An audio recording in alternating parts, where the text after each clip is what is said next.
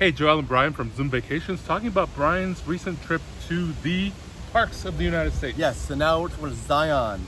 As I've mentioned, every time I got to a new park, it became like my favorite. Because they're all so unique and different and special in different ways. But I will say that probably when people have asked me, okay, so what was your favorite park of all? If I had to pick one, I'd probably pick Zion. Really? Yeah. Wow.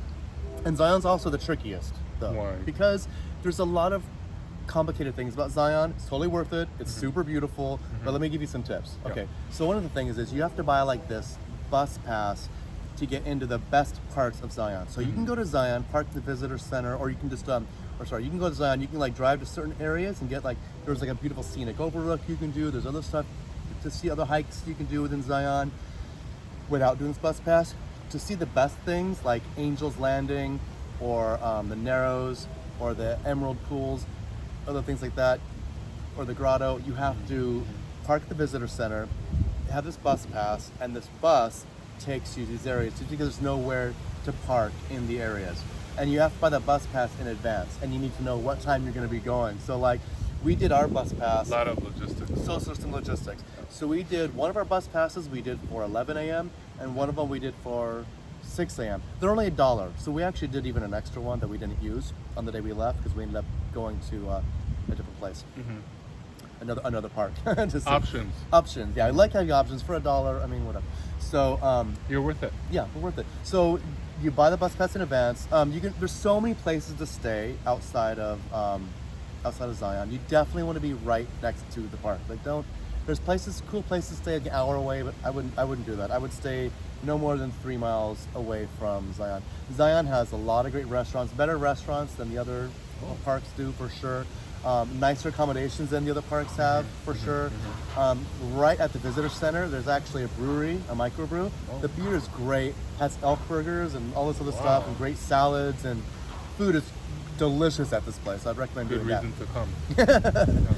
So the main hike that Pete's famous for is well, first of all, you should talk about why it's called Zion. You know, that's the burning question I've had on the tip of my tongue. Seriously. Do you know, or do you want me to tell you? I know, but do you know? Oh, well, yes. Thank you for asking. So, Zion is sort of like, in the Bible, the...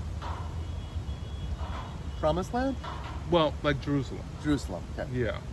Yeah. So when, like the land of the Israelites. Yeah. So that's sort of the ancient name for Jerusalem.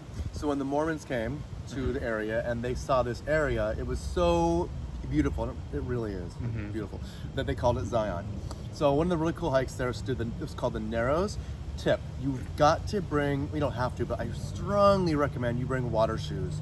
You can go online, Google water shoes, buy some water shoes, because you're literally hiking, the whole hike is through, and I say hike, but it's more like a walk, but you're trekking through a river, through a riverbed, on top of these huge river stones. Normally, the water is clear, and you kind of see where you're going. When I was there, it had rained the day before, so that brought all this rich sediment from the mountains into the river, making all the water brown. We hiked for quite a while for almost 4 miles, I think, through the riverbed. It was really fun because it was a really hot day, but we had no idea it was a hot day because we're in the water. The water wasn't too cold. It was perfect. And it's mainly, it never goes up above your knees except for one part for us. It probably got up to like maybe right here on me. But you hike for a while, and then it splits off into two. It's so interesting seeing this. One direction, it's all brown water still from the river that way, and then that direction, it was all clear. The parting of the seas. How biblical. Right? How appropriate. So we went the clear way, and you're going through these canyons, so there's huge canyon walls on both sides. Did the infidels go the other way? I think all the infidels went the other way. I'm pretty sure. So huge canyon walls on each side of you, just really special, really, really, really beautiful. And then you get to this part of that clear area where you're hiking up waterfalls and. Sounds like I would enjoy this place. Oh my gosh, it's so pretty. And like I said, if you're someone who doesn't like the heat, it's the perfect hike because you're in the water and it's beautiful. Yeah. So you come back from that, you get on the bus, and you wait for the bus, and the bus takes you back to the visitor center, and then you go home, whatever. The other big famous hike that people do is Angel's Landing.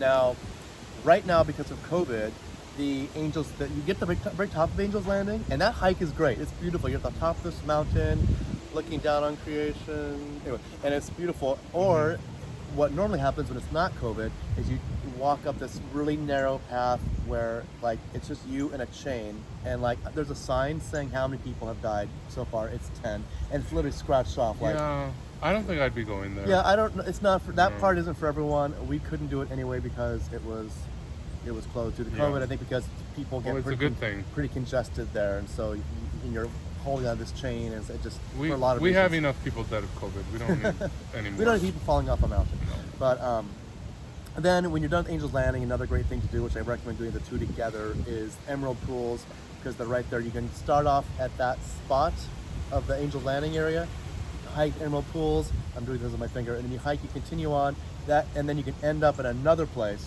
where you can pick up that same bus I told you about, and that takes you out of the park. Okay.